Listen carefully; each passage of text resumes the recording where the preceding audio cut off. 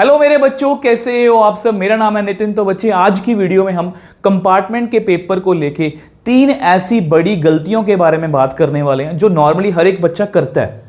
और अगर आप ये गलतियां मतलब कि सुधार लेते हो तो बच्चे आपके मार्क्स भी जो है वो इंप्रूव हो सकते हैं। ये वीडियो बहुत इंफॉर्मेटिव होने वाली है, तो लास्ट तक देखना है। तो वीडियो को कहां से स्टार्ट करेंगे? पेपर बच्चे आपका है, इस लाइन को जो है वो हम लास्ट में कंप्लीट करेंगे। तो सबसे पहले जो गलती है, पहली गलती मतलब 3 नंबर पे जिस गलती को मैंने रखा है, जो फर्स्ट नंबर वाली गलती है ना बच्चे, वो हर एक बच्चा करता है। अब 3 नंबर पे जो मैंने मिस्टेक को रखा है या गलती को रखा है वो ये है, जो मैंने नॉर्मली सुना है कि कंपार्टमेंट एग्जाम्स बहुत टफ होते हैं। देखो बच्चे, मैंने लास्ट ईयर भी कंपार्टमेंट को लेके कुछ वीडियोस बनाई थी, बट बहुत ज़्यादा डिटेल में नहीं बनाई थी। मतलब मैंने बच्चों को थोड़ा बहुत गाइड किया था। बट इस साल मैंने स्टार्टिंग से एक मिशन लिया था अपनी तरफ से। सोचा था कि इस साल जो है वो कंपार्टमेंट को लेके हम एक मिशन चलाएंगे जिसमें हम ये बच्चों को टारगेट देंगे कि हमें पहली बार में ही क्लियर करना है। और सिर्फ मैं आपको गाइडेंस नहीं दे रहा, मैं आपको फ्री नोट्स दे रहा हूँ, फ्री जो है वो अपनी गाइडेंस दे रहा हूँ, फ्री नोट्स दे रहा हूँ, फ्री वीडियो लेक्चर्स हैं। और कंपार्टमेंट के ऊपर आप मतलब कि बहुत सारी वीडियोस हम हमारे चैनल पर देख सकते हो जो डेडिकेटेड हैं सिर्फ कंपार्टमेंट के पेपर को लेके, ताकि बच्चे ये ना महसूस करें। क्योंकि कहीं ना कहीं मुझे पिछले लास्ट ईयर ये महसूस हुआ कि कोई भी कंपार्टमेंट के बच्चों का साथ नहीं देता। तो मुझे इस साल स्टार्टिंग से ये था कि अगर जितने बच्चों की कंपार्टमेंट आएगी तो मैं उनके साथ खड़ा रहूंगा। तो जो पहली मैंने चीज़ नोटिस की बच्चों के मन में, कि जितने बच्चे मेरे से कांटेक्ट में हैं वो ये बोलते हैं कि सर कंपार्टमेंट का पेपर बहुत टफ होता है। अब मुझे नहीं पता उनको कोई गाइड कर रहा है या नहीं कर रहा, बट मुझे लगता है कि ये उनके अंदर एक परसेप्शन बना हुआ है कि कंपार्टमेंट का पेपर जी टफ होता है। मुझे सिर्फ आप बच्चे एक बात बताओ, मैं कुछ नहीं कहूँगा आपको। देखो, आपकी कंपार्टमेंट आई है, आपकी कंपार्टमेंट क्यों आई है? किसी भी सब्जेक्ट में है वो क्यों आई है? क्योंकि आपने इस साल बोर्ड्स 2025 दिया था। सपोज मैथ्स की बात करते हैं, मैथ्स का पेपर आपको टफ लगा। टफ क्यों लगा? आपकी तैयारी अच्छे से नहीं थी। अब टफ लगा, तैयारी अच्छे से नहीं थी, मार्क्स कम हो गए, मतलब बहुत कम हो गए, आप फेल हो गए, मतलब आपकी कंपार्टमेंट आ गई। अब वो टफ पेपर लगा आपको क्योंकि आपकी तैयारी अच्छे से नहीं थी, वो बोर्ड एग्जाम जो है वो टफ था, इसलिए आपकी कंपार्टमेंट आई है। अब बात करते हैं कंपार्टमेंट के पेपर की। अब देखो, जो बच्चे ये बोल रहे हैं, अब 2025 में मेरी कंपार्टमेंट आई है, जो बच्चे ये बोल रहे हैं कि कंपार्टमेंट का पेपर जी इस साल टफ आएगा, बच्चे पेपर वो टफ था जिसकी वजह से आपकी कंपार्टमेंट आई है। वो पेपर टफ था तभी आपकी कंपार्टमेंट आई है। और वो हमारे लिए सबक है कि हम वहाँ से सीखें कुछ, कि हमने गलतियां की, वो गलतियों को ना दोहराएं और इसी साल पहली बार में ही वो हम कंपार्टमेंट जो है वो क्लियर कर लें। तो बच्चे, इस बात को मन से निकाल दो कि कंपार्टमेंट के पेपर जो है वो टफ होते हैं, ये इजी होते हैं। हम क्या बोलेंगे? ये इजी पेपर होता है। क्यों इजी पेपर होता है? क्योंकि हमने स्टार्टिंग से नितिन सर के साथ एक मिशन में पार्टिसिपेट किया है, वो फ्री ऑफ कॉस्ट है। हम स्टार्टिंग से लगे हुए हैं और इस साल हम कंपार्टमेंट क्लियर नहीं, फोड़ने वाले हैं, टॉप करने वाले हैं कंपार्टमेंट में। अगर हम सेकंड नंबर की मिस्टेक की बात करें, जो हो सकता है, अब इसमें ना कुछ बच्चों की गलती नहीं है, बहुत सी वीडियोस भी हैं यूट्यूब पर ऐसी जो बस व्यूज़ की खातिर बच्चों को बोलते हैं कि चेकिंग भाई बहुत स्ट्रिक्ट होने वाली है। उनको सीबीएसई ने पहले ही आके बता दिया कि चेकिंग जो है वो स्ट्रिक्ट होने वाली है। अब जिस तरह से बच्चों को मैं ऑब्जर्व कर रहा हूँ, जिस तरह के बच्चे मेरे से क्वेश्चन पूछते हैं, जिस तरह से बच्चे टेलीग्राम पर मेरे से जुड़े हुए हैं, उनका एक बच्चे ने कुछ बच्चों ने, मैंने देखा उन्होंने डाटा निकाला हुआ है कि कंपार्टमेंट जो है वो पिछले साल जो है सीबीएसई ने 40% ही क्लियर किए, बाकी 60% को फेल कर दिया। मतलब इस तरह का रैंडम डाटा था उनके पास। सिर्फ मेरी बात सुनो, अगर हम इस रैंडम डाटा को सच भी मान लें कि सीबीएसई ने पिछले साल 40% क्लियर किए कंपार्टमेंट के और 60% को बच्चों को फेल कर दिया। अब ये डाटा अगर सीबीएसई पहले ही सोच के रखती है कि मुझे सिर्फ 40% को पास करना है, तो ऐसा करो, फिर तो पढ़ने की भी नीड नहीं है। पढ़ने की भी नीड नहीं है, आप कंपार्टमेंट के पेपर में अपीयर हो जाओ। हो सकता है आप लकीली 40% बच्चों में आ जाओ और आपकी कंपार्टमेंट खुद से ही क्लियर हो जाएगी। क्या ऐसा हो सकता है? नहीं ना बच्चे, ऐसा नहीं होता। देखो, अभी भी जैसे ही बोर्ड 2025 का रिजल्ट आया था, कितने बच्चों ने शोर मचाया था कि मेरे जी नंबर कम आ गए, मेरे तो नंबर मैं इतने डिजर्व ही नहीं करता। ऐसे बहुत कुछ था। देखो, मैं सीबीएसई की साइड नहीं ले रहा, इस पर भी बहुत सारा कंट्रोवर्सी हुई कि सीबीएसई ने थर्ड मतलब कि ग्रेड जो है वो चेकिंग की है, बाहर के टीचर से चेकिंग करवाई है, बहुत कुछ था। बहुत से वीडियोस भी बनी इसके ऊपर, बहुत से व्यूज़ भी आए और बच्चों ने बहुत, वो बोलते हैं ना कि वो एजिटेशन करने की भी कोशिश की, हैशटैग ये कर दो, हैशटैग वो कर दो। क्या कुछ हुआ? देखो बच्चे, मैं सीबीएसई की साइड नहीं ले रहा, मैं सिर्फ ये बोल रहा हूँ, मान लिया एक पल के लिए हम मान ले कि सीबीएसई ने 3rd ग्रेड चेकिंग की है, ठीक है। अब मान लो मैं एक टीचर हूँ, मेरे सामने 2 बच्चों के मतलब आप में क्लास है, अब क्लास में बच्चों को लग रहा है कि ये जो टीचर है ना, ये अच्छी चेकिंग नहीं करता, ये बहुत गंदी चेकिंग करेगा, ठीक है। अब आप गए प्रिंसिपल के पास कि हमारे सर ने हमारे मार्क्स बहुत कम लगाए हैं क्योंकि ये इसी तरह से इनका नेचर है।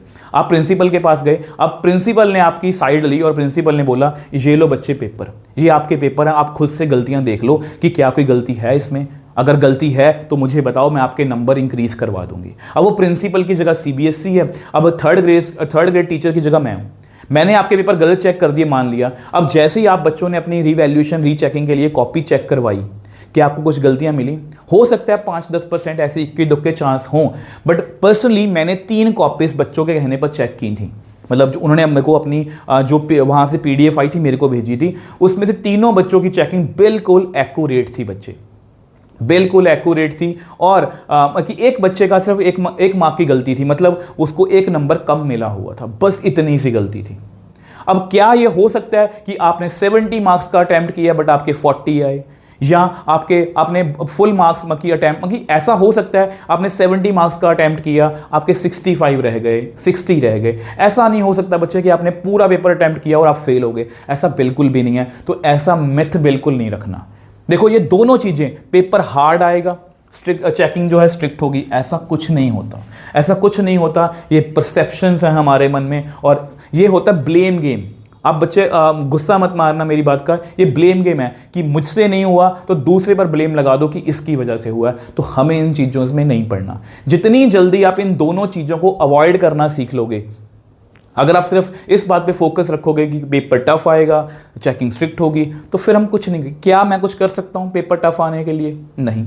क्या मैं चेकिंग स्ट्रिक्ट होगी इसके लिए कुछ कर सकता हूँ? नहीं। मैं क्या कर सकता हूँ? मैं मेहनत कर सकता हूँ, और वही हमें करनी चाहिए। ये 2nd नंबर की मिस्टेक भी हमें नहीं करनी, अवॉइड करनी है। जो 1st नंबर की मिस्टेक है, प्लीज़ मुझे नीचे कमेंट सेक्शन में जरूर बताना कि कितने बच्चे इस चीज़ से जूझ रहे हैं। टू मच नेगेटिविटी, इतनी नेगेटिविटी है। इसमें मैं आप बच्चों को दोष नहीं देता, मैं हमेशा ये बोलता हूँ कि कहीं ना कहीं हमारे एंड से या की कमी है कि हम आप बच्चों को पूरी अच्छे से गाइड नहीं कर पाते। मुझे तभी मैंने इस साल मिशन लिया था कि मैं बच्चों को गाइड करूँगा। टू मच नेगेटिविटी, बच्चे अगर हम चलते चलते गिर गए, गिरना बुरी बात नहीं है, बट गिर के बैठे रहना वो बुरी बात है। बेटो बच्चे देखो, समझ के देखो, गिरेगा वही जो चल रहा है, जो खड़ा है वो तो पता ही है, वो खड़ा है, वो ना तो आगे जा रहा है ना पीछे जा रहा है, वो कहीं पर नहीं जा रहा। तो इसलिए बच्चे हाथ पे हाथ धर के मत बैठो, क्योंकि ना बच्चों के मन में, मैंने जो ऑब्जर्व किया, बच्चों के मन में इतनी नेगेटिविटी है कि सर पेरेंट्स का प्रेशर है, सोसाइटी का प्रेशर है, कॉलेज में एडमिशन लेनी है उसका प्रेशर है, बहुत सारे प्रेशर है, और ऊपर से कंपार्टमेंट आ गई। तो बच्चों के कमेंट्स भी ऐसे हैं कि सर क्या मेरी कंपार्टमेंट आ चुकी है तो क्या मैं किसी अच्छे कॉलेज में एडमिशन ले सकता हूँ? मतलब एक बार अगर आप ज़िंदगी में फेल हो भी गए बच्चे, तो क्या उससे हमारी ज़िंदगी रुक जाएगी? नहीं रुकेगी ना। तो इसलिए उठो और पढ़ो, मेहनत करो। दूसरा मुझे जो आपको समझाना है कि बच्चे इतना नेगेटिविटी में हैं कि वो बस क्वेश्चंस पूछ रहे हैं, वो कहीं ना कहीं से श्योरिटी ढूंढ रहे हैं। जैसे मेरे को ज़्यादातर क्वेश्चन क्या पूछते हैं कि सर इतना इनफ है ना, क्या मैं इतना करके चलो पास हो जाऊंगा ना? मतलब वो इस तरह से झूठी तसल्ली चाहते हैं बच्चे। मैं झूठी तसल्ली देने के लिए नहीं बैठा, मैं आपको रियलिटी दिखाना चाहता हूं हमेशा। रियलिटी से मेरा मतलब ये है कि बच्चे पढ़ो, मेहनत करो, मेरे साथ तो पास हो जाएंगे हम। नेगेटिविटी को छोड़ो। हाँ ठीक है, हमारी कंपार्टमेंट लग गई है, बट हमें, जैसा कि मैंने जब स्टार्ट किया था, पॉजिटिव अग्रेशन, ये जो हमारे अंदर गुस्सा है, ये जो आप हमारे अंदर एक आग है कि यार मेरे मार्क्स कम आए हैं, मेरे फ्रेंड के ज़्यादा आ गए, उसके ज़्यादा आ गए, जो आपके अंदर आग है इसको वेस्ट मत जाने दो। इसको पॉजिटिवली, कुछ नहीं बोलना, हमारा टाइम बोलेगा। हमारी कंपार्टमेंट आ गई ठीक है, बट हम इस बार इतनी अच्छे से तैयारी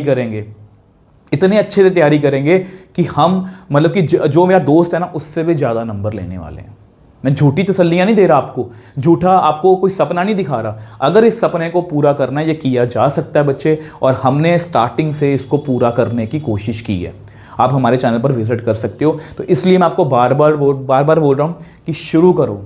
सिर्फ श्योरिटी मत ढूंढो, मेरे से पढ़ना है मेरे से पढ़ो, किसी और टीचर से पढ़ना है किसी और टीचर से पढ़ो, बट श्योरिटी मत ढूंढो हर बार की टीचर। जैसे बच्चे अगर आपके सामने बहुत सारी चीज़ें पड़ी हैं, तो अगर आपको कोई बंदा आके बोले कि इनमें से उठा ले जो उठाना है, तो आप क्या सिर्फ ये बोलोगे क्या मैं सिर्फ यही उठा लूँ? नहीं, आपकी कोशिश होगी मैं जितना ज़्यादा उठा सकता हूँ उठा लूँ। तो कभी भी मैं आपको ये नहीं बोलूँगा कि बच्चे इतने क्वेश्चन ही कर लो बस ये सफिशिएंट आप पास हो जाओगे, नहीं, मैं आपको कभी नहीं बोलूँगा। मैं आपको गाइड करूँगा कि पहले ये करो फिर ये करो फिर ये करो। मैं आपको कभी नहीं बोलूँगा कि ये कर लो। आप बच्चों का सबका लेवल अलग अलग है, सबकी अप्रोच अलग अलग है। कोई पास होने के लिए पढ़ रहा है, कोई मतलब अच्छे नंबर 70% से ऊपर लाने की कोशिश कर रहा है 75 से, ताकि मुझे आगे जाके कॉलेज में कोई एडमिशन लेने में प्रॉब्लम ना हो। इसलिए सब बच्चों को उसी तरह से मैं गाइड कर रहा हूँ।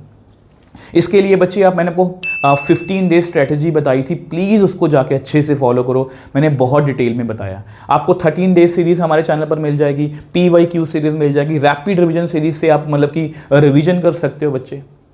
डेली कंपार्टमेंट के लिए 2 मार्क्स के इंपॉर्टेंट क्वेश्चन, 3 मार्क्स के इंपॉर्टेंट क्वेश्चन, 5 नंबर के। आज मैंने केस स्टडी शूट की है, वो कल तक आपको मिल जाएगी। MCQ भी शूट कर रहा हूँ, बहुत कुछ है। बस आपको जो है एक पॉजिटिव तरीके से बच्चे मेरे साथ चलना है, पॉजिटिव तरीके से मेरे साथ चलना है। और इस साल हम पहली बार में जो कंपार्टमेंट क्लियर करने वाले हैं। और लास्ट में बच्चे लास्ट में आप बच्चों से यही कहना चाहूँगा कि हमने यहाँ से स्टार्ट किया था कि बच्चे पेपर आपका है, तो उम्मीद भी खुद से रखनी है।